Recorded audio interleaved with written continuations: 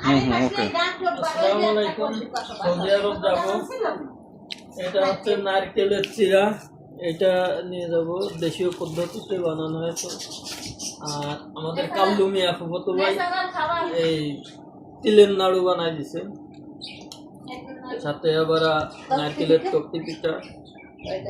আবার আর এক মামা হয়, ওনার জামাইয়ের জন্য স্পেশাল নারকেলের নাড়ু, এটাও বানাই দিছে। এগুলো এক্সট্রা হয়ে গেছে, এই জন্য কমাইছি। এটা এই যে সুন্দর দেশীয় আমের আঠি সহ আচার, মিষ্টি আচার এটা। আর এইটাই বলে আম সত্য, সুন্দর করে পাকা আম দিয়ে বানানো হয়, খুবই সুস্বাদু। এটাও টকঝাল আমের আচার, পুরো আমের আঠি সহ বানানো হয়েছে। এইটার ভিতর আছে বিভিন্ন ধরনের আমের আচার প্লাস গোশের আচার, খুব সুন্দর করে বানাইছে মনে হয়, আমি অবশ্য দেখি নাই।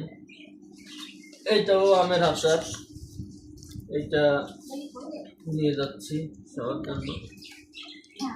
আর এইটা হচ্ছে গ্রাম বাংলার সেই বিখ্যাত কালি জিরা, এইটা এক ধরনের মশলা দিয়ে সুন্দর করে বানানো হয়, খুবই শক্তিশালী একটি খাবার। আবার ওই যে নারকেলের চিরা, দেশীয় পদ্ধতিতে বানানো হয়েছে, এটাও নিয়ে যাবো ইনশাল্লাহ। আর স্পেশাল কিছু বই আছে, বইগুলো নিয়ে যাব, যেটা সবার জন্য দরকার মনে করি। এটার ভিতরে কিছু ওষুধ আছে। আর এই যে আটাগুলো আবার সেলাই করে দেওয়া হচ্ছে। নাড়ু আছে, এটা তিলের নাড়ু প্রথমেই দেখাইছি। এটা আছে দেশীয় কিছু সাবান, খুব উপকারী সাবান।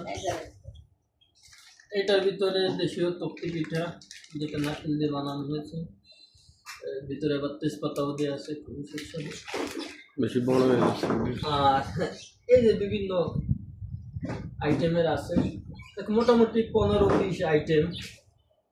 আজকে তাহলে এই পর্যন্তই, ভালো থাকবেন।